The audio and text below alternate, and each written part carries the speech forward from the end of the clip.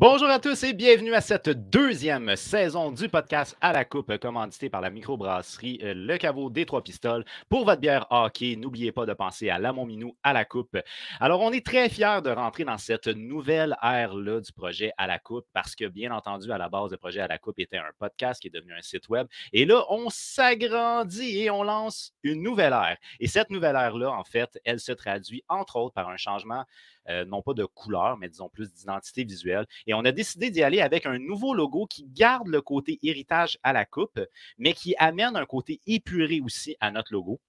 Alors, j'espère que vous appréciez le changement qu'on a fait concernant notre logo, puisque nous, on est très fiers de présenter ce logo-là. Et c'est lui, d'ailleurs, qui va nous pousser vers la nouvelle ère. Mais avant d'aller dans la nouvelle ère, permettez-moi de vous introduire notre collaborateur qui va être avec nous aujourd'hui. Et notre collaborateur étant mon bon chum, Sam. Sam, comment ça va? Salut, ça va toi? Ça va très bien, mon cher. Tu as passé une belle été? Très bel été, mais j'avais hâte que ça recommence. Là. Ouais, je pense que tous les fans de hockey avaient hâte que ça recommence, en effet. Là. Effectivement. Là, on a plein de nouvelles concernant le projet à la coupe. Là, En tout cas, Yes. moi, de mon côté, je suis bien excité de présenter ça pour le monde. Donc, on va commencer tout de suite avec la présentation. Yes, sir. Broadcast. On y va avec 3 nouvelles émissions. Là, on a décidé de se lancer dans l'avenue de première des choses, dans le bureau du coach. Le bureau du coach, en fait, c'est une mission dans laquelle vous allez pouvoir connaître peut-être un petit peu plus d'un point de vue personnel les membres du projet à la coupe. Donc, ça permet à tous les membres de pouvoir voir un côté autre que juste hockey. Ça, je pense que ça peut être intéressant. Alors, pour le début, là, on a déjà enregistré 3 épisodes, mais il y en a d'autres qui vont s'en venir éventuellement. On a vraiment hâte de pouvoir vous présenter le projet dans le bureau du coach. Ensuite de ça, Sam, 5 minutes d'inconduite. Ça va être quoi? 5 minutes de conduite, mais dans le fond, ça, c'est un projet que Anto et Émile avaient concocté ensemble un peu avant, puis ont décidé de l'emmener cette année sur le projet à la coupe. Puis dans le fond, ça le dit 5 minutes d'inconduite, ben, ça va être 5 minutes ou moins, dépendant du sujet, que moi et Émile, on va se challenger, on va s'astiner dans le respect, là, mais on va mettre nos arguments sur la table dans des sujets qu'on ne sera pas d'accord en partant. Fait que j'ai bien hâte de commencer ça. Là. Ça s'en vient bientôt. Là. Moi et Émile, on va faire des jabs et des crochets. J'ai bien hâte de voir comment ça va se traduire exactement, cette dynamique-là, parce qu'effectivement, vous êtes 2 gars qui peuvent être très vocaux. Là, fait que, bref, je pense que ça peut être intéressant. Puis des sujets d'actualité, on en a toujours qui peuvent être ouverts au débat. Je me rappelle de certains débats assez chauds que vous avez eus concernant, attends-vous, c'était Slavkovski, je pense, surtout, puis Wright. Et... Ah oui, je me rappelle. Il aurait fallu que ça existe avant. Ça aurait fallu que ça dure 25 minutes d'inconduite, je pense, par exemple. Ah, ça avait été long, ça, c'est un fait. Puis, est-ce que c'est vous, par rapport à John Gibson, top 5 ou non? Non, mais je sais pas si Émile était d'accord avec ça, mais non, je pense que c'était avec quelqu'un d'autre. Ah, OK. Je tiens à dire le beau bonjour à Dracor de Bécomo. Merci beaucoup d'être là aujourd'hui. Très apprécié. Puis on a aussi la chance de lancer un nouveau show. Puis ça, c'est vraiment très particulier parce que c'est un show qui était en soi autonome. Mais là, il rejoint l'équipe de À la Coupe. Et ce show-là, c'est le show La Notif des sportifs qui va être présenté par Loric Salvaille, mais toute une équipe de chroniqueurs. Je le laisse se présenter lui-même. Alors, je vous présente Loric et La Notif des sportifs maintenant. Bonjour tout le monde, ici Loric Salvaille, animateur de NDS. Alors, on est maintenant avec À la Coupe, pour eux qui me connaissaient avant. Ce que je vais faire sur le show avec NDS, c'est simple. On va parler d'actualité, on va faire des reposts de tous les articles de À la Coupe. On va en jaser. L'actualité, c'est nous autres, avec un show revampé, des collaborateurs, excusez-moi, impliqués, performants. Très pointu dans leur statistique. Sur notre show, vous allez retrouver un style un peu décontracté, mais en vous impliquant aussi. On va retrouver, comme j'avais dit tantôt, des nouvelles, des manchettes de nos collaborateurs. On va faire aussi des mini-jeux, des sujets en dehors des Canadiens de la Ligue nationale de hockey. On a aussi les après-matchs des Canadiens de Montréal. On est très, très, très content de faire ça avec vous. On se voit tous les mardis midi en compagnie de mes collaborateurs composés de Olivier Lecourt, Gabriel Pelletier, Cédric Rosto-Jacques, Étienne Morin, Henri Babin, Marc-Olivier Cook et Alexis Lavoie-Martel. Alors, c'est un rendez-vous mardi midi. On se voit là-bas. Salut tout le monde. Fait que ça va être un show qui va être un show régulier sur l'heure du midi, les mardis. Puis, tu sais, on a eu la chance de jaser un peu avec lui. Bon feeling par rapport à ses connaissances hockey, je pense. Excellent feeling. Loric, c'est un très bon communicateur aussi, je trouve que il est parfait pour nous. Il est parfait. En effet, puis son équipe, on va apprendre à la connaître un petit peu plus. Puis un fait anecdotique, c'est que l'équipe à la Coupe a surtout remarqué le grain de voix de Loric. Semble-t-il qu'il a une belle voix radiophonique. Moi, je trouve qu'il y a une voix radiophonique. Je trouve ça une belle voix mielleuse que j'avais dit. En effet. Et ça se peut d'ailleurs, si jamais vous écoutez la radio, ça se peut que vous l'ayez déjà entendu parce qu'il travaille pour une station de radio. Alors aujourd'hui, on a aussi une dernière annonce à faire avant de commencer le show. Et cette annonce-là, c'était pour les gens qui ont décidé de participer au concours à la Coupe saison 2. Alors, vous courriez la chance de remporter une photo autographiée de la part de l'assistant Brendan Gallagher. Et ça, c'est certifié par la boutique Mémorable Authentique. Donc, pour vous donner une idée, c'est vraiment la boutique de référence pour ce qui est de tout produit autographié ici au Québec. Fait que je peux vous jurer que c'est bel et bien certifié. Salut Joël. Alors bref, là ce que j'ai fait, c'est que j'ai regroupé toutes les personnes qui avaient la bonne réponse, qui étaient abonnées au compte TikTok à la Coupe et quelle était la réponse recherchée? Alors, Sam, je te pose la question. Les 3 indices étaient les suivants. Première des choses, j'ai déjà été le coéquipier de Brendan Gallagher, mais sur la scène internationale. Deuxième des choses, souvent, son style de jeu de Brendan Gallagher a été comparé au mien. Troisième indice, la LNH a dû inventer un règlement en lien avec mes agissements à moi. Qui suis-je? Je dirais Brad Marchand. Alors, bel et bien, Brad Marchand a été le coéquipier sur la scène internationale pour Équipe Canada avec Brendan Gallagher. On a souvent comparé le style de jeu de Brendan Gallagher comme étant un gars qui est dérangeant, puis tout ça comme Brad Marchand. Et sinon, on a inventé un règlement. Il est maintenant illégal de lécher les visages dans la LNH à cause de Brendan Gallagher, avec un surnom qui est un surnom peu flatteur, c'est-à-dire The Rats. Alors, on y va avec le tirage. La personne qui va gagner, en fait, je tiens à te demander, s'il te plaît, de m'écrire en privé sur mon compte Instagram, HockeyFan514, puis on va s'arranger par la suite. Il va falloir que tu me donnes une adresse postale où livrer le colis. Alors là, où la gagnante étant? Oh, wow, génial. Une personne qui a un emoji dans son nom, il a fallu que je dessine ça. Tu t'appelles Will avec un ballon de basket. Est-ce qu'on le voit? On le voit. Le ballon de basket, ah oui, on le voit. On dirait plus un ballon de football, mais... Hey, écoute, il y en a un, c'était une flamme. S'il avait fallu que tu vois la flamme, je pense qu'il s'appelle Phil avec une flamme. On dirait un tas de marde que j'ai dessiné. C'était vraiment horrible comme dessin. Alors oui, je te demande, s'il te plaît, écris-moi sur Instagram en privé, puis on va s'arranger pour ce qui est d'avoir ton adresse postale pour t'envoyer ça. Puis je veux certifier que c'est bel et bien ton compte TikTok à toi. Félicitations, Will. Puis si jamais d'ici mercredi, j'ai pas ta réponse, le show prochain, je refais retirer la photo. Voilà. Let's go. Thanks. OK. On a commencé la saison, Sam, de ton côté. Comment ça s'est passé, le début de saison? On va commencer avec les Blue Jackets parce qu'on voit ton jersey. Là. Yes, sir. Ça n'a pas très bien commencé, je vous dirais. Une défaite de 4-1 contre les Hurricanes. La défaite de 4-1 contre les Hurricanes, c'est pas qui me dérange, c'est la perte de Patrick Laine. Lui qui avait en fait une annonce en plus qu'à chaque point, il allait donner 1000$. Au moins, il a eu le temps de scorer. Le chiffre d'avant, il a scoré, le chiffre d'après, il se blesse. 3-4 semaines, une elbow sprain, je ne sais pas comment dire en français, là, mais je pense que c'est un étirement des ligaments dans l'épaule. Okay. C'est pas si pire. On aurait pu être pire une opération, fait que 3-4 semaines. Mais je trouve ça plate. Je m'en vais à Columbus la semaine prochaine, fait que je ne pourrais pas le voir en direct. Mais, mais bon, c'est pas grave. Le hockey, c'est ça. Les blessures, ça arrive régulièrement. Mais bon. Les Blue Jackets, anyway, je pense pas que c'est leur année pour aller bien loin. Mais bon, c'est perdre un joueur élite en partant la deuxième période, c'est poche. Mais j'ai aimé la façon que les Jackets ont joué contre une équipe qui est quand même une équipe contender à Coupe Stanley. Je dirais les Hurricanes avec l'ajout de Brent Burns et tout. J'ai trouvé eux autres qui étaient prêts pour la saison. Puis là, moi, j'ai 2 questions pour toi. Première des choses, est-ce que Johnson, il a fait le club? Il a fait le club. Il était 13e, 14e attaquant. Il a été, vu que Merzlikins était malade, il a fallu qu'il recall un autre goaler. Fait qu'il a fallu qu'il envoie Ken Johnson dans la Ligue américaine. Mais là, avec la blessure de Laine, ils l'ont rappelé aujourd'hui. Fait que Ken Johnson va jouer demain contre le Lightning et Tampa Bay à Columbus, le match d'ouverture. Puis ça, t'es excité pour ça parce que je sais que tu l'aimes bien, lui. Oui, je l'aime bien. Il y a eu un bon camp, mais il y a vraiment beaucoup de joueurs qui ont eu des bons camps. Fait que, ils ont pris un vétéran, Justin Danforth, à la place. Mais Johnson va être là pour au moins les 3 à 4 prochaines semaines. Fait que j'ai vraiment hâte de voir la game de demain. Là. Puis lui, je vais le voir en vrai, à moins qu'il se blesse, là, mais on va se croiser les doigts. Puis là, la question que j'ai pas le choix de te poser, comment va Johnny Hockey? Ça a été tranquille comme match, je dirais. Ça n'a pas été son meilleur, mais premier match d'une nouvelle équipe, tu changes de système. Il y a quand même eu des bons flashs. Là. Tu voyais que le gars, c'est un excellent joueur de hockey, mais c'est sûr que ça n'a pas été, mettons, le gars était pas effacé, mais c'était pas son meilleur match. Mais, je pense qu'on va laisser une chance à Johnny Hockey. Là. Je pense que demain, j'ai hâte de voir l'ouverture locale, des nouveaux partisans, ça donne plus d'énergie. Là, c'est sûr qu'il vient de perdre son bon body liné. On s'entend qu'il s'attendait à jouer avec pas mal souvent. Mais bon, il va peut-être avoir des flamèches avec d'autres joueurs, j'ai hâte de voir. Je te le souhaite bien. En tout cas, c'est un joueur qui est divertissant à voir. Là.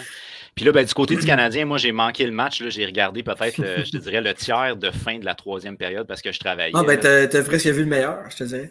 Je pense que j'ai vu 2 buts du Canadien puis un but des Leafs, quelque chose comme ça. Ouais, c'est ça. Là, j'ai des questions à te poser concernant le Canadien première game parce que, bon, déjà en partant, 3 recrues ou ish, 3 joueurs qui n'ont pas vraiment d'expérience à la défensive pour commencer l'année, ça a l'air de quoi? Ça n'a pas été si pire. Pour vrai, on s'attendait à une varlope. Là. Même toi, tu l'avais même prédit un 5-1 Maple Leaf, je pense. Ouais. Mais je pense que tout le monde a été agréablement surpris du côté du Canadien que la défensive, sérieusement, c'était pas pantoute.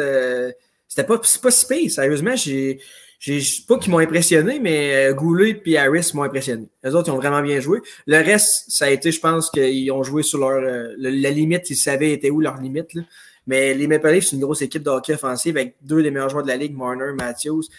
Puis le Canadien a accordé pas, tu sais, oui, beaucoup de lancers, mais les Maple Leafs, ils font 35 shots par game tout le temps. Fait. Sérieusement, je suis pas fan du Canadien, mais être un fan du Canadien, je serais content du déroulement parce qu'il y a eu, premièrement, une méchante belle game de hockey. Deuxièmement, une victoire. Puis troisièmement, les jeunes ont très bien joué. Même Slavkovski, que c'est pas le gars que j'aurais pris, mais ça reste qu'hier, il y a eu un excellent match, je trouve. Il n'y a pas eu beaucoup de temps de glace, mais il y a eu une belle percée. Tavares a pogné 2 minutes dessus. Sérieusement, pour un premier match en national, j'ai trouvé ça très bien. Mais la victoire du Canadien, ça, c'est une surprise. Puis Cole Caulfield est dans sa game. Puis ça, pour être un fan du Canadien, je pense que cette année, lui et Suzuki, ça va. Mettez pas du gaz parce que ça va brûler. Là. Un fait anecdotique, là, c'est que Cole Caulfield, là, à chaque fois que je voyais sur l'application NHL qui avait compté un but, le son que j'entendais, c'était « Kitching ». Parce que le contrat qu'il va négocier à la fin de l'année, s'il continue de même. Non, c'est ça. Boum, ça va être intense, man. Il me fait mal à chaque fois qu'il compte un but, ce Colin de Bill. Oh! Ben là, c'est sûr que c'est plus qu'il compte, là, ça fait cher. Puis j'ai hâte de voir s'il va signer long terme ou un contrat pont, là, mais derrière moi, il est capable d'aller chercher plus que Suzuki. Parce que c'est un buteur, puis des buteurs de. Mettons, il sort 40 buts. Les gars de 40 buts en national, il n'y en a pas à tous les coins de rue. En effet. Tu sais, moi, l'élément de comparaison, je voyais, c'était peut-être, comparé, peut-être pas à la même hauteur de contrat, mais à peu près similitude avec Jonathan Toews, Patrick Kane. Jonathan Toews, qui était un joueur de centre qui était capable de produire offensivement, défensivement, capitaine de son équipe, Kane très offensif.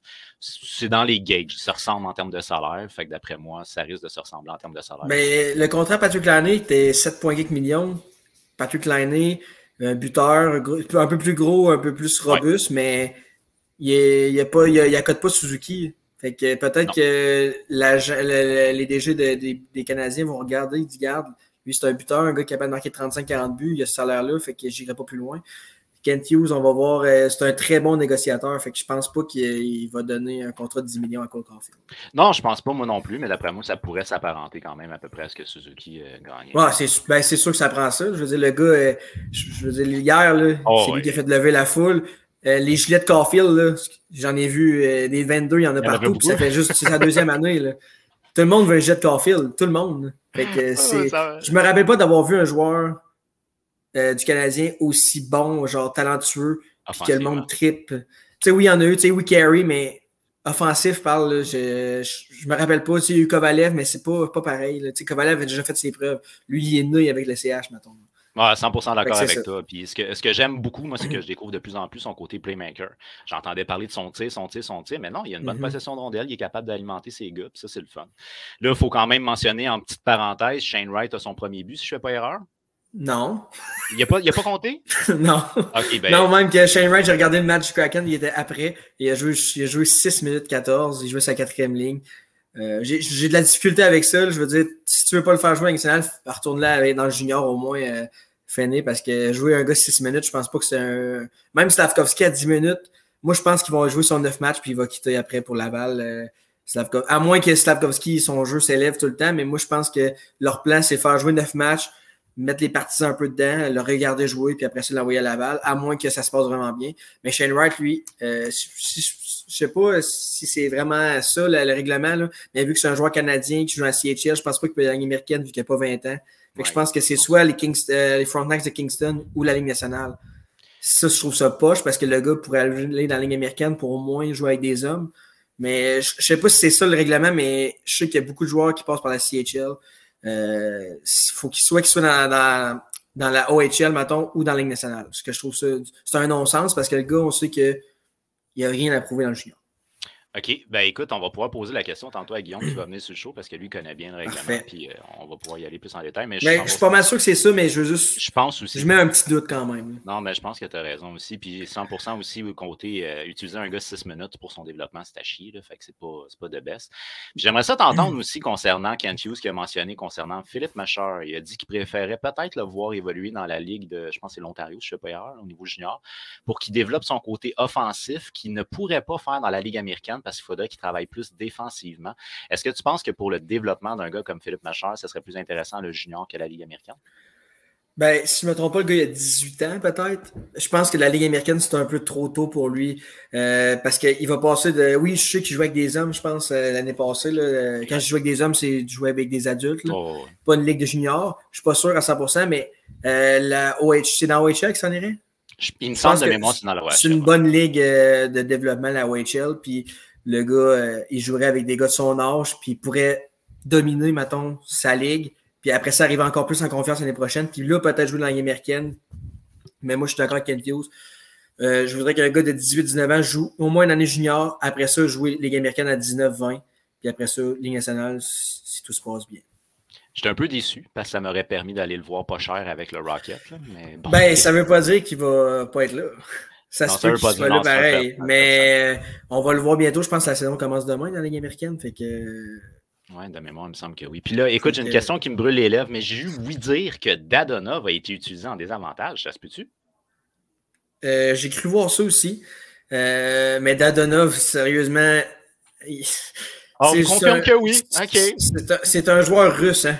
C'est un peu russe. Le gars, tu peux le voir pendant 2 présences, il va être partout et tu vas le voir. Après ça, il est invisible, il ne patine pas, il est nonchalant. Dadonov fait beaucoup d'équipes depuis qu'il est dans la nationale. D'ailleurs, les Golden Knights l'avaient donné aux Ducks, puis ça n'a même pas marché. Mais le gars peut, pendant 5 games, être le meilleur joueur de ton équipe. Mais là, je pense qu'il jouait sur la 4, Dadonov. C'est pas vraiment le genre de joueur. J'aimerais mieux voir Michael Pezzetta jouer sur la 4 à la place. Un gars qui va se donner au moins que Dadonov, qui est un joueur de talent, on va se le dire, mais il manque le cordon du cœur qui traîne à 2 à terre. Ah, ben écoute, c'est assez particulier parce que selon Martin Saint-Louis, semble-t-il qu'il fait les jobs qu'il lui demande de faire. Fait que tant qu'à ça, si c'est un gars qui est professionnel. Ouais. Puis sinon, là, niveau des défenseurs, là, moi, j'ai presque rien vu. J'ai entendu de très belles choses concernant Kaden Goulet. Est-ce que tu as eu le même feeling que la majorité? Absolument. Kaden Goulet était le meilleur défenseur du Canadien, puis presque le meilleur défenseur sur la glace aussi, même avec Morgan Riley. Là. Mais Goulet, c'est un stud. Ben non, mais je veux dire, hier, je parle du match, je ne sais pas qu'il équivaut. Mais je veux dire, hier, le gars n'avait pas l'air d'un gars qui jouait son premier match. C'est pas son premier match, là, mais un de ses premiers matchs en Ligue nationale. Le gars, moi, je l'ai dit depuis le début, c'est un stud. Là. Je veux dire, le gars, il va jouer top 4 NHL. Il ne sera peut-être pas le meilleur pointeur du Canadien défenseur, mais il va jouer partout. Il va jouer peut-être sur le deuxième powerplay en désavantage. Il est gros. Il va maturer. Il va prendre de la masse. Ça va pas être peut-être pas un chez Weber, là, mais je veux dire, leur genre de leadership puis la même présence. Là. Mais moi, je ne suis pas surpris. De ce que j'ai vu hier, je m'attendais à ça de Kaden Goulet. Mais Jordan Harris, lui, il m'a surpris. Je veux dire, lui, on n'était pas sûr. Il disait, il n'a pas eu un très bon camp, mais hier, il a joué une très bonne game de hockey. Des fois, les gars, quand ils jouent, puis ça compte, le jeu lève. Puis c'est exactement ce qu'on a vu avec Harris. On va voir, c'est juste un match. Mais t'as-tu remarqué s'il joue à gauche ou à droite? Non. Non, pas vraiment. Il y a une affaire, moi, les affaires de gauche-droite, c'est probablement la seule chose au hockey que j'ai de la misère. Tu sais, Rick Nash, je ne sais même pas s'il joue à l'aile gauche ou à l'aile droite. C'est mon joueur préféré. Je regarde pas ça. On dirait que ça me passe par-dessus, mais il y en a qui le savent. Il y en a qui savent ça de moi, mais moi, c'est la seule chose que. Dans le cas de Jordan Harris, parce que c'est particulier quand même, c'est pas tous les défenseurs qui sont autant à l'aise des deux côtés. Puis lui, c'est un défenseur qui est plus gauche, mais il est capable de jouer à droite. Fait que je trouve ça intéressant que tu puisses avoir un gars qui est des deux côtés. Puis je pense qu'hier, il a été utilisé à gauche, mais je suis pas sûr à 100%. Mais bref, est-ce que Mike Matheson joue à droite ou à gauche? À gauche. OK. Parce que là, on vient d'apprendre qu'il ne sera pas là pendant 8 semaines. Fait que, d'après moi, Gzekai puis Kovacevic, c'est ça son nom, là? Ils vont peut-être avoir une audition plus longue dans la Ligue nationale qui est prévue. Il y a des chances, en tout cas, du côté gauche, c'est un gros manque qu'on a. Alors là, on va introduire un petit quelqu'un. C'est quelqu'un, en fait, cette année, dans la saison 2, on va avoir la chance de recevoir des personnes qui vont venir nous faire des topos sur leur sujet qu'eux suivent très, très, très activement. Et puis, entre autres, on est fiers de dire que notre section LHJMQ, pour ce qui est du alacoupe.ca, elle s'agrandit, elle gagne en force et entre autres grâce à Guillaume Dalpé, aka FatGuys93. Comment ça va, Guillaume? Yeah! Ça va bien, toi? Ça va très bien. Salut, Guillaume! Écoute, beau jersey en background, puis franchement, tu as vécu beaucoup de choses cet été avec la LHJMQ, toi? Ouais, écoute, j'ai commencé TikTok, puis j'ai commencé à... Je suivais depuis longtemps, j'ai commencé à en parler un peu plus, je me suis fait voir. Fait que là, il y a comme plein de portes qui s'ouvrent. On en profite, écoute. Et est-ce qu'on parle que tu t'es fait littéralement soudoyer par une mascotte? Luki Rimouski, il est très présent dans les vidéos promotionnelles de l'équipe et tout. Fait que c'est une mascotte qui est très, très présente. Une des meilleures mascottes de la Ligue, je pense, là, avec Shawinigan. Fait que je me suis fait soudoyer. T'as bien raison. Je tiens à préciser pour les gens qui n'ont pas vu, c'est que dans le fond, tu es un méga fan de l'Armada, puis on t'a un peu forcé à porter le chandail local. Là, fait. Mais bon, tu as accepté le défi, puis c'était pas méchant. La section LHJMQ, comment est-ce que ça va s'opérer? De quoi ça va avoir l'air tout ça là, pour cette année? Écoute, le gros avantage de la LHJMQ par rapport à la Ligue nationale, c'est que l'accessibilité aux joueurs, l'accessibilité aux équipes se fait beaucoup plus facilement. Premièrement, la plupart, c'est des Québécois. C'est très facile de rentrer en contact avec un joueur, d'inviter des gars sur les podcasts, de faire des entrevues avec eux, puis de se déplacer, puis de leur parler. Fait que ça va ajouter vraiment un côté beaucoup plus intime, si on veut, puis beaucoup plus en détail de l'environnement de certaines équipes. Fait que c'est ça qu'on va apporter cette année. Puis je tiens à mentionner aussi qu'on a la chance d'avoir l'appui d'une photographe professionnelle que tu connais, que ça va nous donner des beaux clichés. On a aussi une nouvelle chroniqueuse qui va travailler avec toi sur la LHJMQ, Gabrielle Saint-Pierre. On est bien content de l'avoir. Je pense qu'on risque d'avoir du beau contenu et du contenu exclusif en lien avec la LHJMQ aussi. Tout à fait. Je peux dire de quoi? Je trouve ça le fun, Guillaume, que tu fasses la LHJMQ parce que oui, c'est la Ligue du Québec, mais les médias en parlent, mais je veux dire, les jeunes... avec TikTok, vu que tu fais des vidéos, je pense que c'est encore mieux. Parce que, tu sais, oui, moi, j'ai beaucoup de jeunes qui me suivent, mais qui parlent la Ligue nationale, puis ils écoutent la Ligue nationale, mais je pense que ça va peut-être plus les attirer à regarder de la LHJMQ, puis peut-être même aller voir leur équipe, parce que peut-être qu'ils ont une équipe proche, puis ils vont peut-être pouvoir y aller plus souvent à cause qu'ils entendent parler de Guillaume, puis ça, je trouve ça vraiment le fun. Donc, tout à fait, Sam, parce que, tu sais, dans la grande région de Montréal, c'est facile de suivre les Canadiens de Montréal. C'est un club de la grande région. Mais quand on arrive vraiment dans des régions comme Bécomo, en Abitibi, à Rimouski, bien là, le club devient vraiment un point junior, devient vraiment un point de ralliement où les jeunes, souvent au niveau fin primaire, secondaire, tout ça, là, se rejoignent la fin de semaine. Ça fait, j'aime bien mieux les voir dans un aréna que les voir traîner dans un parc. C'est vraiment une belle ambiance. Les gars c'est une ambiance de sport, c'est une ambiance vraiment communautaire. Fait que la communauté puis l'équipe sont très, très, très proches. Je pense qu'on a des fans des voltigeurs dans les commentaires. Hein? C'est ça que je veux passer. Oh, sorry, man. C'est pas pour ton équipe, je suis désolé. Mais les voltigeurs, pour moi, c'est ma deuxième équipe. C'est l'équipe de ma copine. Fait que c'est la deuxième équipe que je vais voir le plus souvent. Fait que j'ai comme pas le choix par alliance de compter pour eux. Je comprends. Puis j'ai une question qui me trotte, mais est-ce que tu as fait toutes les arénas jusqu'à là? Écoute, j'ai pas toutes fait les arénas. Il m'en manque 3 sur 18.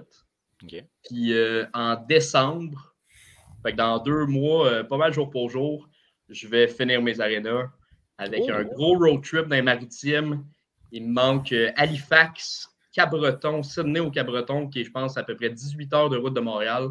Puis Charlottetown à l'île du Prince-Édouard. C'est les 3 qui me restent. C'est les 3 que je vais faire dans un petit road trip en décembre. Fait que ça va être à suivre. C'était un très beau road trip, c'est loin. Hein? Puis comment ça s'est passé, là, le début de saison dans la LHJMQ? Écoute, comparativement à la Ligue nationale, la Ligue junior majeure du Québec, on a déjà quelques semaines de fait. On commence la 4e semaine en ce moment. Fait que on a déjà un bon 3 semaines de fait. La plupart des équipes ont joué 6, 7, 8 matchs. Les Maritimes ont commencé un peu plus tard à cause d'une tempête tropicale.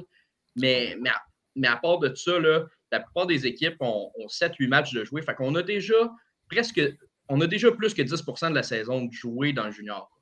OK. Puis sinon, c'est quoi les highlights jusqu'à là? Écoute, je me suis noté une couple de joueurs que tu dois surveiller, Yves, cette année, puis dans les prochaines années. OK? Parfait. Je commence avec Gabriel Daigle. Il a été drafté 2e au total du dernier repêchage. C'est un gardien de but. Il fait 6 pieds 4. Ça devait faire pratiquement 20 ans qu'on n'avait pas eu un gardien de but repêché top 2. Il n'a pas eu encore sa fête de 16 ans. Ça veut dire qu'il a seulement 15 ans. Il vient de jouer ses 2 premiers matchs dans la Q. Ce n'est pas des grosses équipes. Il a affronté Bécomo puis il a affronté Saint-John. Mais 2 victoires. Il a seulement accordé 3 buts en 2 matchs. Vraiment époustouflant. Il y avait des très, très grosses attentes sur Gabriel Daigle à son arrivée. Et à date, écoute, il goal pour 943 de moyenne après 2 matchs. C'est à même pas 16 ans. C'est vraiment quelque chose. C'est-tu à Victo, lui? Ou... Exact. C'est le deuxième gardien. OK, c'est lui, ouais. Victo avait déjà un bon gardien en Nathan Darvaux. Gardien de 19 ans. Ils en ont profité pour aller chercher une relève.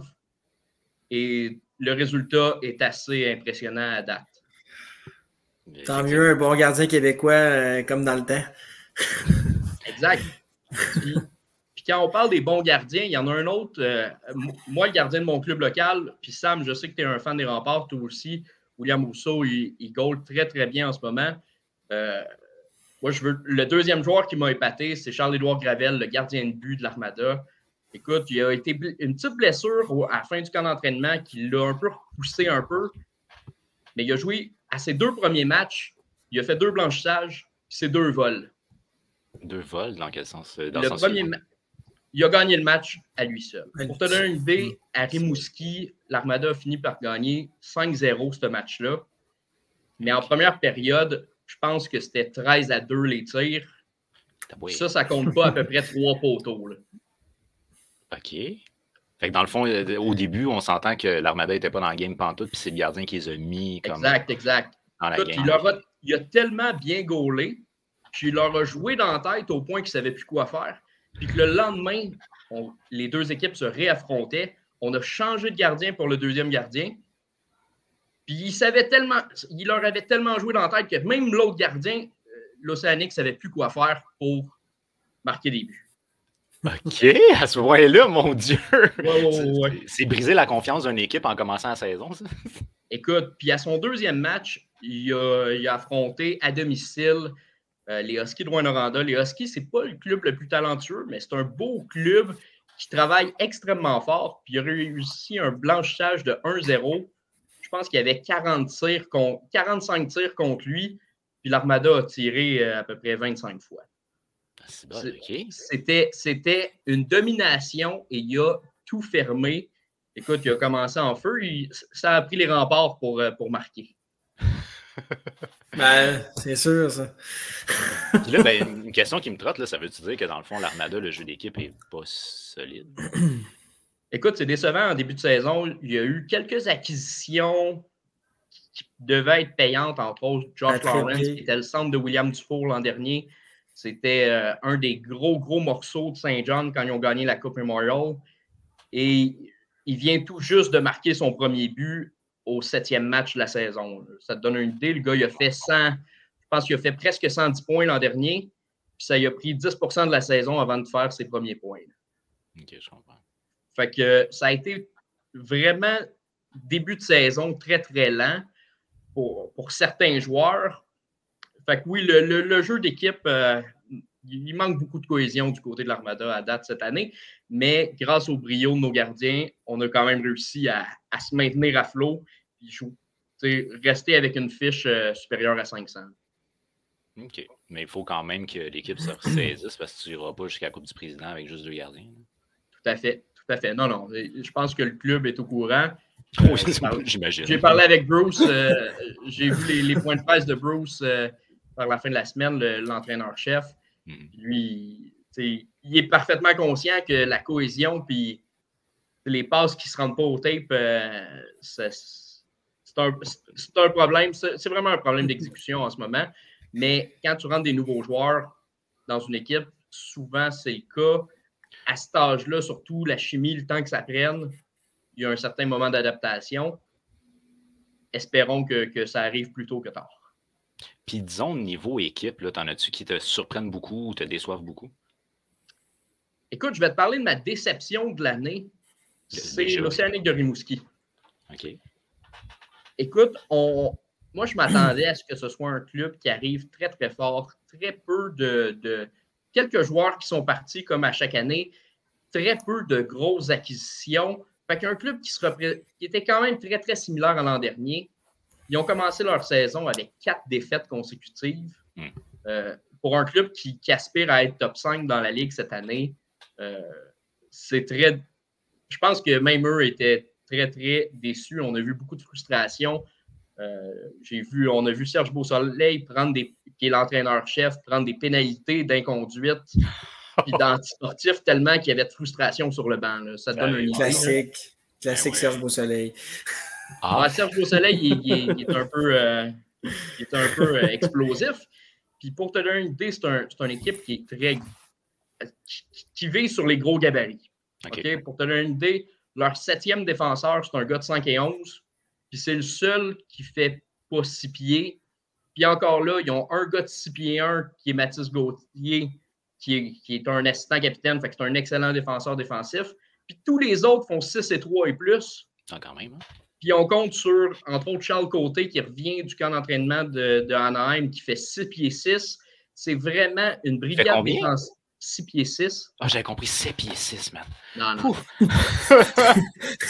n'y a pas de gars aussi grand que ça dans Q en ce moment. OK, c'est bon. Tu peux continuer, excuse-moi. Pour te donner une idée, c'est une équipe qui vise vraiment sur la robustesse, sur avoir des gros gars.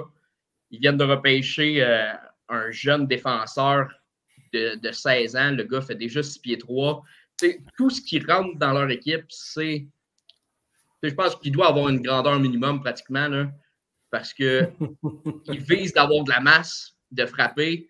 Mais le problème, c'est que quand tu fais juste ça, souvent tu te sors un peu du jeu, il y a de la frustration qui embarque. Le début de saison du côté de Rimouski est assez décevant. Puis sinon, comment ça se passe avec les remparts, vu qu'on a un fan des remparts? Écoute, j'avais une autre surprise à parler avec Sam, mais on peut parler des remparts. Les remparts, excellents début de saison en ce moment, là. Je pense que... Pas surpris, là. Pas surpris. Écoute, ils ont 5 victoires à leurs 7 premiers matchs. Puis ils ont battu... ils ont eu un gros back-to-back contre Gatineau qui est un peu les 2 plus grosses équipes, si on veut, cette année, Gatineau puis Québec. Ils se sont échangés une victoire de chaque côté. À part de ça, là, ils ont un peu tout raflé. La surprise, c'est un peu cette semaine, dans les derniers jours, quand ils se sont fait battre par un gros rival, Chicoutimi. Chicoutimi, il était dernier de la Ligue jusqu'à affronter l'Armada et les Remparts, 2 équipes qui aspirent à être top 5 minimum. Puis ils ont battu ces 2 équipes-là. Fait que... c'est... Le pouvoir du underdog. Ça serait un peu comme... Yves, pour te donner une idée, c'est un peu comme si tes Coyotes perdent leurs 4 premiers matchs, affrontent le Colorado, les bas, affrontent Tampa Bay, les bas. Très peu probable. Très peu probable. Mais en fusillade, par contre. Ça finit en fusillade quand on est remparts. Écoute, tu comprends un peu la surprise. C'est une surprise. Oui, c'est sûr. Je pense que Chicoutimi devrait être meilleur que la fiche qu'ils ont en ce moment parce qu'ils ont fait des belles acquisitions cet été. Mais c'est quand même pas une équipe qui devrait battre des équipes comme l'Armada puis les Remparts. Mais il y a beaucoup de joueurs des Remparts qui revenaient de camp de la Ligue nationale aussi. Fait que je trouve que les gars ont quand même très bien steppé up dans la game parce que, tu sais, des fois, ils n'ont pas eu le camp d'entraînement, mais les gars ont bien Bolduc, Malatesta, Nos, Brochette, ils ont très bien rentré en alignement, puis ça s'est super bien passé. Fait que Tu sais, Rochette, puis il doit avoir un méchant camp d'entraînement parce que. Puis Huchette aussi, ils reviennent du camp d'entraînement des Flyers avec John Tortorella. Ouais. Ils sont en forme, là. Épuisés. Exact. Un des deux. Ouais, c'est ça. Puis, tu sais, vu qu'on a Sam avec nous, on ne peut pas passer sous le silence l'espoir des Blue Jackets en ce moment. Jordan Dumais, c'est la tête d'affiche à Halifax. Moi, je m'attendais à ce qu'il y ait une grosse régression avec le départ d'Eliott Desnoyers. Eliott Desnoyers, il a même joué pour Team Canada.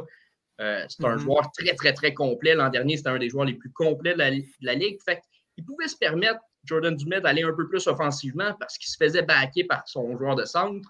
Cette année, Eliott Desnoyers est parti dans la Ligue américaine, donc on l'a changé de joueur de centre.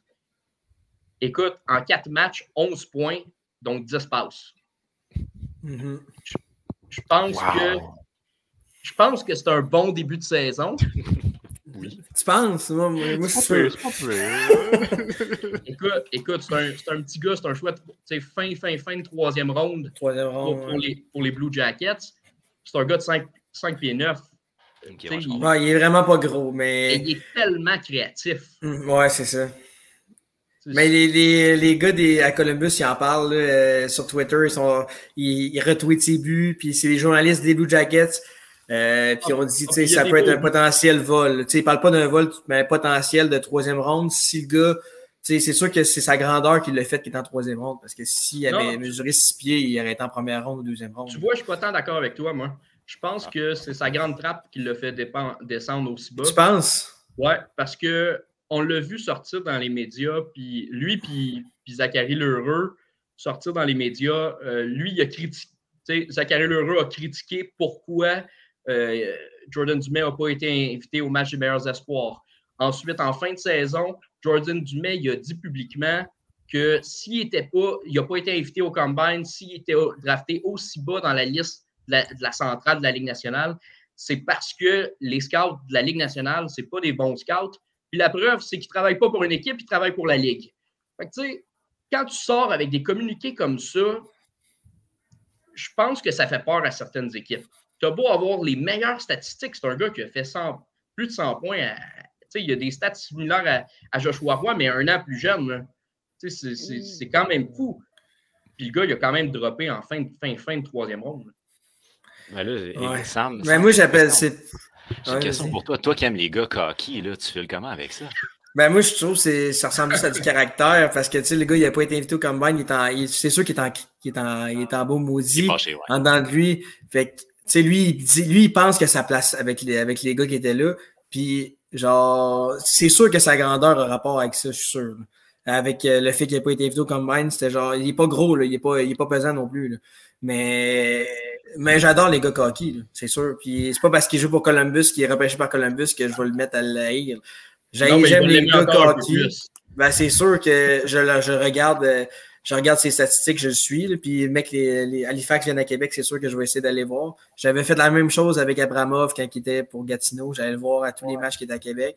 Malheureusement, il n'est pas resté avec les Jackets. Mais quand il y a un gros espoir des Jackets, surtout que Malatesta, j'oublie les remparts, fait que je vais en avoir 2 à checker, c'est sûr que je vais aller voir. J'ai vraiment hâte de le voir. T'sais, sur place, puis à la télé, c'est pas pareil. Tu peux plus se checker quand il n'y a pas à rondelle, qu'est-ce qu'il fait. T'sais, quand il manque un jeu, il est-tu genre il est-tu ou il back-check ou ça, tu le vois pas à la TV. Écoute, quand je vais aller à Halifax, là, je vais prendre des beaux clichés juste pour toi. Ah. On va mettre sur pause pour la LHGMQ parce qu'on voit aussi la possibilité, Guillaume, tu vas rester avec nous, on a aussi la possibilité cette année d'avoir des petits comptes rendus des sénateurs d'Ottawa, nos voisins de l'Ouest, et on va avoir la chance d'avoir Phil Sands ou Philippe Villeneuve qui va venir faire ces comptes rendus-là. Phil, comment ça va? Bien sûr, ça va super bien, vous autres? Salut Phil. Très bien, merci. Comment ça se passe ton premier match, là? Pas très bien, pas très bien. Oh! Non. C'était 1-0 quand je suis arrivé, en tout cas. On perd 2-1, Oh. C'est la défense qui est horrible, l'attaque, ça clique pas. En tout cas, c'est le premier match, je vais me calmer. Oui, en effet. Là, puis avec la perte de Cam Talbot, ça fait mal un peu. Ouais, mais en même temps, c'est Forsberg qui est dans les nets, puis il fait une super bonne job, mais c'est Brandstrom qui, je sais pas si Darlene tout seul devant le net sentait mauvais, mais il l'a littéralement laissé tout seul. Il est parti à l'autre bout sur le gars avec la puck. Darlene tout seul en avant, facile. En tout cas, c'est comme des petits breakdowns défensifs de Hamonic puis Brandstrom qui ne marchent pas. Mais en tout cas, on va voir comment ça va se passer. Fait que si ça se passe pas bien pour les Sénateurs, c'est parce que l'autre équipe a une mauvaise hygiène. En gros, c'est ça qu'il faut comprendre. Ouais, exactement. C'est ça que je dis. OK. Toi, en termes de compte rendu pour la saison numéro 2, là, comment ça va s'organiser? Tu vas être plus présent sur le podcast, tu vas nous faire des comptes rendus des Sénateurs. Explique-nous en gros. Oui, c'est ça. Ben, je pensais venir environ une fois par semaine ou 2 semaines juste justement pour parler des Sénateurs. Évidemment, ça va être une saison assez excitante. Beaucoup de nouveaux joueurs et beaucoup de choses qui vont se passer.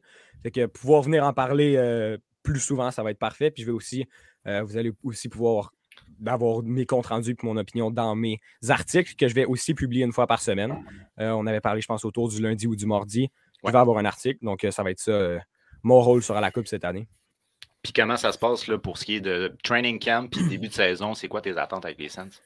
Je pense que dans la pré-saison, on a vu que DeBrincat et Giroux, ça va très bien. Les deux ensemble, ça va super bien. Puis je pense pas que c'est nécessairement le centre qu'ils ont qui vont changer comment ils jouent. Ils ont joué une coupe de game avec Stützle, ça n'a pas trop marché. Maintenant, ils jouent avec Norris, ça a l'air d'aller mieux. Mais c'est vraiment Giroux, DeBrincat, ils se passent la puck, ils se trouvent sa glace. On dirait que ça fait des années qu'ils jouent ensemble. Ça va super bien. On a aussi Shane Pinto qui a joué 5 matchs l'année passée puis qui a été blessé pour le reste de l'année. On a vu, je pense qu'on a vraiment découvert son tir pendant la pré-saison. Mais le gros problème reste la défense. Ça reste le problème avec les Sens. Je pense que ça va l'être encore pour le restant de l'année si on ne fait rien. Mais bon, on va voir comment ça va se passer. Est-ce qu'on va être une équipe qui outscore nos problèmes, comme on dit, c'est qu'on fait plus de buts qu'on en laisse, j'ai aucune idée. Mais en tout cas, en ce moment, ils sont en train de montrer, sont en train de prouver que j'avais raison en disant que la défense, c'est pas fameux. Là. Ouais, c'est ça, mais on n'est pas surpris. Là, moi, j'ai regardé la première période parce qu'on était rendu un podcast après, mais c'était 1-0 Sénateur, mais lui, il dit que défensivement, on s'en attendait, mais est-ce que toi, tu serais à l'aise à ce que les Sénateurs aient cherché, mettons, Jacob Chikrin, parce que je sais qu'il y avait des rumeurs. Désolé Yves, mais je sais que les Sénateurs et les Blue Jackets sont pas mal les deux équipes très intéressées. Est-ce que toi, t'aimerais ça? Ben, c'est sûr que j'aimerais ça, mais je sais que ça va pas arriver parce que de ce que j'ai vu, chaque appel entre Pierre Dorion et les Coyotes, c'est les Coyotes demandent Shane Pinto, Pierre Dorion raccroche directement. OK, c'est bon. Ils veulent Shane Pinto, Dorion ne veut pas donner Shane Pinto, fait que ça n'arrivera pas. Mais ça, c'est un débat entre les fans des Sens, justement. Est-ce qu'on serait prêt à donner Pinto pour solidifier notre défense? Moi, je pense que oui. Parce qu'en plus, Pinto, il y a tellement de potentiel que j'ai l'impression qu'il pourrait passer un gars comme Norris quasiment dans les prochaines années. Puis peut-être que, justement, il n'y aurait pas sa place. Fait qu'on devrait se concentrer sur la défense, avoir une équipe plus complète. Je sais pas. Moi, je pense que oui. Puis on a vu la défense de Tampa Bay, qui c'était 3 gros défenseurs à gauche. Ça ressemblerait quasiment à ça pour nous autres aussi. Puis clairement, ça fonctionne quand même bien. Là. Fait que, je pense que ça serait une option. Parfait. C'est bon. Moi, je serais down, non? By the way, là, tu sais. Mais honnêtement, Jacob Chikrin, c'est un défenseur qui est intelligent, qui est mobile, il a un gros gabarit, mais il est souvent blessé. Ça, c'est un gros point d'interrogation, peu importe l'équipe qui va aller chercher. Est-ce qu'il y a un peu contre Shane Pinto? Je l'ai à peine vu jouer, puis j'ai vraiment aimé ce que j'ai vu de lui. Je sais pas. Il est blessé présentement, je pense, Chikrin en plus. Hein? Ouais. Je pense qu'il est blessé, fait que c'est ça. Mais il est censé revenir en début de saison. Là, fait que je ne sais pas exactement quand, là, mais il est censé revenir en début de saison. C'est un gros guess à prendre du côté des Sens si jamais il va se lancer là-dedans. Ouais, bon, c'est sûr que c'est un risque. Puis là, qu'est-ce qui se passe avec Artem Zoub? Pas grand-chose. C'est un gars, il se passe rien avec. Il embarque sa glace. Il embarque sa glace, il défend son gardien, il fait sa job à la défense, il débarque la glace. Pas un mot aux médias, pas un mot nulle part, il est silencieux. C'est vraiment juste embarque sa glace, fait sa job, débarque la glace. Chaque jour. Je pense qu'il donne la place à un Thomas Chabot d'exploser un peu plus et de se porter un peu plus offensivement. Oui, c'est ça qu'on a toujours dit qui était sa plus grande qualité, justement, de le mettre avec Chabot. Puis maintenant qu'on a Sanderson en dessous, ça permet justement de garder Sanderson avec Hamonic puis de garder Zoub avec Chabot. Parce que Chabot, si c'était pas avec Zaitsev, c'était avec un autre. Puis on s'entend que Zaitsev, ça fait dur. Sinon, peu importe avec qui jouait, quand tu changes tout le temps de partenaire, des fois, c'est pas le fun. Fait que là, il y a de la stabilité tout le temps avec le même. Un gars qui peut rester à la défense. Quand Chabot, on s'entend que des fois, il va se ramasser sur un 2 contre 1. Tu vas checker, tu vas voir 72. Puis qu'est-ce qu'il fait là? Rendu derrière le net de l'autre équipe. Fait que là, je pense qu'en sachant que Zoub est en arrière de lui, il y a plus confiance. Écoute, à l'époque du junior, Thomas Chabot, il jouait pratiquement 40 minutes de temps par match en série. C'était assez capotant. Là. Moi, je Là, c'est un peu trop crève-cœur parce qu'il nous a coûté une finale de la Coupe à l'Armada. Mais il jouait, ça n'avait aucun sens. Il était tout seul. Ouais. Ben, j'espère qu'ils ne s'attendaient pas à ce que ça change parce que c'est exactement une chose qui s'est passée les 3 dernières années. Là. Normalement, dans le hockey junior, tu essaies d'avoir au moins 1 ou 2 gros choix de première ronde pour être capable d'être contender. Lui, il était tout seul. Les meilleurs joueurs qu'il jouait avec, c'était Mathieu Joseph. Ouais. Il était tout seul, puis il était autant attaquant que défenseur. Fait que s'il est capable, si Arthur Duclos peut lui donner ce luxe-là de se porter à l'attaque, je pense que c'est gagnant pour les Sens. Oui, exactement. Puis avec quelques années aussi, il va réaliser que c'est plus lui le seul. Sanderson va continuer de gagner de l'expérience, d'avoir plus de minutes de jeu, de temps de glace. Fait que ça ne va plus être le seul défenseur qui aura besoin de jouer 35 minutes quand on sera en prolongation pour absolument avoir la victoire quand un Sanderson s'en vient. Fait il va être plus confortable, plus de stabilité. Fait que je pense que ça va être quand même une bonne année pour Chabot. Puis avant qu'on aille avec ton opinion, Phil, sur Sanderson, j'aimerais vous entendre, les gars, vous avez probablement vu jouer, c'est un des top prospects qu'on a du côté des Sénateurs. C'est quoi votre feeling par rapport à Sanderson? Moi, je l'avais vu jouer, c'est North Dakota, je pense, son université qui jouait. Je l'avais vu jouer dans le tournoi de la NCAA, puis j'avais trouvé très bon. Puis je l'avais déjà vu jouer pas mal parce que je l'avais suivi avant qu'il soit repêché parce que son père était capitaine des Blue Jackets, c'est Jeff Sanderson. Ah, okay. Fait que le gars m'avait comme tapé dans l'œil, j'aimerais ça qu'il soit peut-être repêché par Columbus, mais le gars était vraiment juste trop bon pour qu'on puisse être capable de le prendre ou ce qu'on repêchait. Mais non, Jake Sanderson, j'étais sûr qu'il allait commencer cette année avec les Sénateurs. Puis c'est un méchant beau défenseur. Puis c'est un méchant beau projet pour les Sénateurs. Puis ils en ont d'autres. Ils ont Bernard Docker aussi. La défensive fait pitié présentement, mais dans 2-3 ans, ça va être une autre affaire complètement. C'est juste que pour l'instant, ils ont l'attaque. Il manque la def. Mais c'est juste le temps qui va l'améliorer, cette défensive-là. C'est ça. Ils ont des beaux projets. Là. Oui, je suis confiant. C'est sûr. C'est à peu près ça que tu vois toi aussi? Ou dans le sens, Sanderson, ça va être un top 4, puis il y a peut-être 2-3 gars qui vont se rajouter à ça? Oui, moi je pense que ça va ressembler beaucoup à ça. Là. En fait, Sanderson, cette année, je veux juste qu'il commence une année où il prend de l'expérience, qui a du temps de glace, qui s'habitue au niveau, parce que lui a passé quand même directement du niveau collégial au niveau NHL. Il n'a pas passé par la AHL, fait que c'est quand même une transition, ça va prendre du temps. Mais déjà là, je trouve qu'il joue quand même un très bon match. Quand il jouait justement avec North Dakota, c'est ce qu'on voyait le plus, c'est quoi? Mettons, dans ses premières années, son jeu défensif est excellent. Il n'y a personne qui passe par Jake Sanderson. Puis plus ça avançait, plus il commençait à faire des beaux jeux offensivement, des passes, puis il tournait à la ligne bleue, puis son jeu offensif se développait beaucoup. Fait que s'il peut amener ce two-way game-là dans la NHL, je pense que c'est un méchant beau projet. Puis, comme je disais, jouer juste derrière Thomas Chabot. Il y a même des gens qui disent qu'il pourrait le dépasser à un certain point dans sa carrière. Moi, je trouve que c'est parfait. Mais de la manière dont tu me le décris, j'ai l'impression qu'il est peut-être plus complet que Chabot. Oui, je pense qu'il est plus complet que Chabot. D'un côté défensif, si tu lui donnes une couple d'années, je pense qu'il va avoir une meilleure défense que Chabot. J'ai regardé tantôt son rookie lap. Ça se peut-tu qu'il manque un peu de coffre, genre? Il a l'air petit un peu. C'est peut-être juste moi. Là. Tantôt, j'ai regardé le rookie lap sur Twitter, puis j'ai dit, il me semble, il a l'air mince, mais c'est peut-être juste moi qui l'ai mal vu. Là, mais... Honnêtement, j'ai aucune idée. Je sais pas ses mensurations, mais il me semble, j'ai fait, il me semble, il a l'air grand, mais mince, mais en tout cas. C'est peut-être juste moi, j'ai vu ça tantôt sur Twitter, puis j'ai fait, je m'attendais à ce qu'il soit genre, mettons plus gros, mais en tout cas. En tout cas, une chose que je trouve intéressante, c'est qu'il y a de plus en plus de joueurs qui arrivent de la NCAA qui s'adaptent vraiment très rapidement au niveau LNH. Puis, si je ne fais pas erreur, je pense que Matty Bernier, ça se peut-tu qu'il était dans la NCAA l'année passée? Ouais. Michigan, avec Ken Johnson. Puis, on s'entend qu'il y a quand même une belle adaptation assez rapide au niveau LNH. Là. Fait que, peut-être que le step ne sera pas si long que ça. Owen Power aussi. La différence, c'est que tu as beaucoup de joueurs de 22, 23, 24 ans dans la NCAA qui ont un bon niveau. Fait qu'au gym puis tout ça, sont beaucoup plus forts physiquement que dans la Ligue canadienne que tu arrêtes à 20 ans. Tu sais. Exact. Tu joues avec des gars qui sont beaucoup plus matures physiquement. Oui, je comprends. La différence, ça vient surtout à ce niveau-là. Oui, c'est un bon point. C'est un bon point. Puis je me rappelle, je pense qu'à McCarr aussi, c'était la même chose. Il arrivait de la NCAA, puis son adaptation s'est bien faite. D'ailleurs, Guillaume, peux-tu nous expliquer ça, le règlement de la Ligue canadienne 20 ans?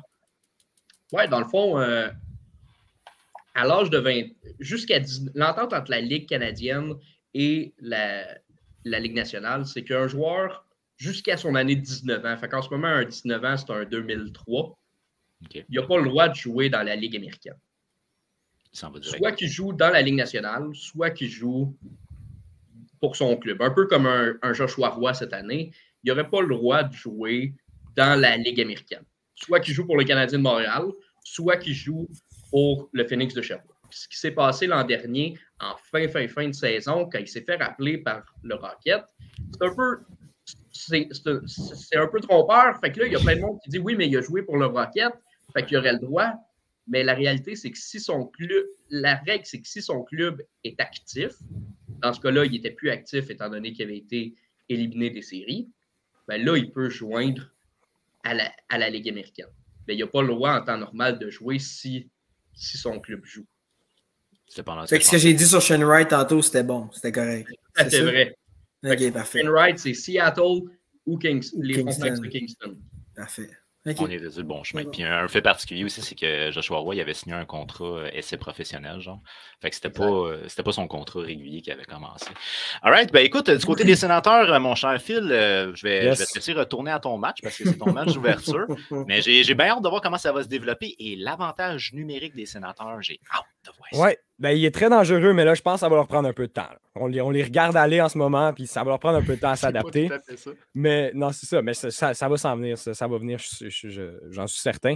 Je veux juste donner une statistique avant de pré-saison qui, je pense, décrit parfaitement la saison que les Sens vont avoir. Donc ça, c'était après 7 matchs de pré-saison, donc juste avant le dernier contre Montréal. Les Sens avaient le plus de buts de n'importe quelle autre équipe en pré-saison avec 25 buts.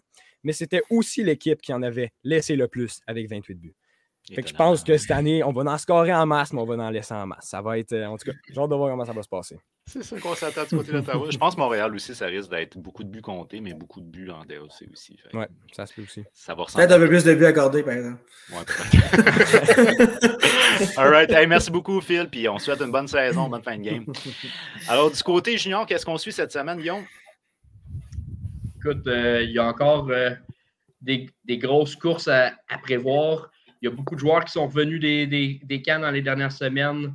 Je pense qu'en ce moment, moi, je suivais un peu Halifax qui joue son premier match contre Halifax. C'est très, très haut scouté par la Ligue canadienne, mais c'est principalement parce qu'ils ont seulement joué dans leur division, puis leur division est extrêmement faible cette année. Là, ils jouent leur premier match contre Drummond. J'ai hâte de fermer le live pour aller voir ce match-là, comment ça se passe. Parce que c'est la première fois qu'ils affrontent une autre équipe. C'est les premiers croisements de division. Fait que ça va être intéressant de suivre ça. Là. Puis moi, là, il y a un petit quelque chose qui me titille, là, vu qu'on a un fan de l'Armada et un fan des Remparts. Est-ce que vous seriez game de prendre un pari sur vos équipes respectives? Ben, c'est quel genre de pari? Ça dépend quel genre de pari, là. Le pari pourrait être aussi anodin que de se présenter, exemple, à Québec avec un jersey des Remparts ou vice-versa, de se présenter à Blainville avec un jersey de l'Armada. S'il advienne qu'il y a une équipe qui, je sais pas, celle qui finit plus haut au classement ou quelque chose comme ça. La réalité, La réalité, c'est qu'en ce moment, c'est la grosse année des Remparts, alors que l'Armada est en évaluation à savoir si ça... souvent, là, dans le junior, les fenêtres sont très minces. C'est 1 an ou 2 ans. Les Remparts, c'était l'an dernier ou cette année. Fait que là, c'est comme maintenant ou jamais, ils vont aller all-in. Ils vont finir très, très, très haut. Alors que l'Armada, en ce moment, sont en hésitation de se dire on attend le début de la saison. Et nous, il ne peut pas avoir d'échange en ce moment. Puis rendu à Noël, si on voit qu'on est bien placé, on y va. Si on voit c'est un peu hésitant, on attend l'année prochaine tout simplement. Puis l'année prochaine, on met tous les œufs dans l'année prochaine pour y aller all-in. Parce que les Remparts, eux autres, c'est... plus haut que l'Armada. Ouais, c'est ça, moi aussi, parce que l'année passée, tu sais, les Remparts, c'est vraiment une déception de perdre contre Shawinigan, puis il y a eu de la controverse un peu avec les officiels, mais on n'embarque pas là-dedans, mais c'est vraiment cette année, là. Rochette est revenu, il était comme pas sûr, finalement, Rochette a bien vu qu'il allait avoir toute une saison, puis en plus, Justin Robida s'en vient aussi, qui est un des meilleurs joueurs du Q aussi, qui va se rajouter aux joueurs qui sont déjà là, au fight. Les Remparts, ils ont donné beaucoup de... C'est cette année où, s'ils ne gagnent pas cette année, c'est vraiment une déception. Là. Non, il n'y a plus rien. Après cette année, les Remparts retombent en reconstruction, tout simplement. Patrick Roy va être parti aussi, fait que c'est sa dernière année. Fait que... C'était censé être sa dernière année l'an dernier. Il a postulé pour avoir la Coupe Memorial à domicile pour finir sa carrière junior de coach. Finalement, la Ligue a dit non, on l'envoie à Saint-John, qualifie-toi. Il n'a pas réussi à se qualifier, il s'est fait éliminer en demi-finale par Shawinigan. Écoute, fait que là, il a dit hey, ça m'a frustré cette année, je reviens, puis c'est là que je gagne. Fait que personne veut parier contre un Patrick Roy qui est motivé puis convaincu de gagner là. Autant quand il était joueur que comme coach puis comme directeur général. Bon, OK. Dans ce cas-là, on se reparlera à la mi-saison, puis on verra. Parce que tantôt, tu disais l'Armada, il devait viser le top 5. Fait que c'est pour ça que je pensais que c'était une équipe qui était assez solide. Mais bon, on verra à la mi-saison. Au pire, si c'est pas l'Armada, tu prendras un challenger. Mais top 5, tu sais, dans les HGMQ, c'est bon. Mais je pense vraiment que Gatineau et Québec sont comme les deux grosses une coche au-dessus, les deux. Pour te donner une idée, là, un line-up régulier, tu as 24 joueurs, right? Dans une équipe de hockey, là. Pour te donner une idée de la profondeur de Gatineau, ils ont 12 de leurs joueurs qui ont participé à des camps d'entraînement Ligue nationale cette année. Et c'est la moitié de l'équipe. Oui, c'est ça. Au début, il était pauvre un peu. Parmi les joueurs qui n'ont pas participé, tu as un Antonin Véro que c'était tout simplement parce qu'il était blessé. Puis, tu sais, en ce moment, il y a plusieurs blessés. C'est un peu un questionnement du côté de Gatineau. Il y a Émeric Despatie. Moi, je n'ai jamais été convaincu avec ce gardien-là. Je pense qu'il leur manque un gardien numéro 1 pour se rendre loin. Mais c'est pratiquement la seule faiblesse. Probablement que n'importe quel défenseur qui joue sur la 3e paire à Gatineau jouerait sur la 1 ou la 2 de toutes les autres équipes. Exact. OK. Bon, au pire, aller de Paris sera avec Gatineau. Ça sera... Mais on va se trouver de quoi, Sam. On va se trouver quelque chose. Si tu viens à Québec, c'est sûr, je vais avec toi. Parfait. C'est un rendez-vous. Viens voir l'Armada à Québec. Merci beaucoup, Guillaume, d'avoir été là. Puis on se revoit assurément sur le podcast au cours de la saison. Puis bonne game, ce soir, parce que tu vas regarder une game ailleurs. Yes. Merci, le bye. Et puis sinon, Sam, écoute, on a une grosse saison qui s'en vient. Donc, en fait, c'est que pour la saison qui s'en vient, on va se retrouver comme plus souvent entre collaborateurs comme ça. Puis les invités, quand on aura la chance d'en avoir, on les aura. On va discuter de l'actualité LNH, de l'actualité du Canadien. Tu amèneras ta petite touche comme tu le sens, bien entendu. Là. Fait que si tu veux parler des Blue Jackets, puis moi des Coyotes, on va le faire. Là. C'est sûr. Ben là, déjà dans une semaine, jour pour jour, je vais être sur la route en direction de Columbus. Fait que je commence à être fébrile un peu d'aller voir les Blue Jackets contre l'ennemi juré, les Penguins de Pittsburgh. Oh, OK. C'est une grosse game en plus niveau rivalité que tu t'en vas voir. Oh oui, j'ai vraiment hâte. Quand je suis allé la première fois, c'est la 3e fois que je vais y aller, mais je suis allé au mois de mars pour Rick Nash, puis il y avait des logos des Penguins des urinoirs, fait que j'ai hâte de voir s'ils vont les avoir laissés là. OK, c'est beau ça! Oh mon Dieu, c'est amené la rivalité à un autre niveau, ma foi. Ouais, c'est bon. C'est vraiment... Columbus, c'est probablement leur seule rivalité un peu, là, avec peut-être les Flyers puis le Lightning un peu à cause des séries, mais les Penguins, la moitié de l'aréna est jaune. Pittsburgh, c'est à 2 heures de Columbus, fait qu'il y a beaucoup de fans qui viennent. Okay. Mais Columbus haït Pittsburgh, Pittsburgh haït Columbus, fait que c'est de bonne guerre. OK, c'est cool. Fait que j'ai bien hâte de te voir aussi au niveau des 5 minutes d'inconduite. On a hâte de voir vos... moi aussi, j'ai hâte de commencer ce projet-là. Ça va être vraiment le fun. On va essayer de vous trouver des sujets assez chauds pour que vous soyez agressifs l'un avec l'autre. Puis je pense que ça peut être hyper intéressant. Je suis pas inquiet. Parfait. Merci beaucoup, Sam, d'avoir été là. Puis on se revoit très prochainement. Merci. Ciao.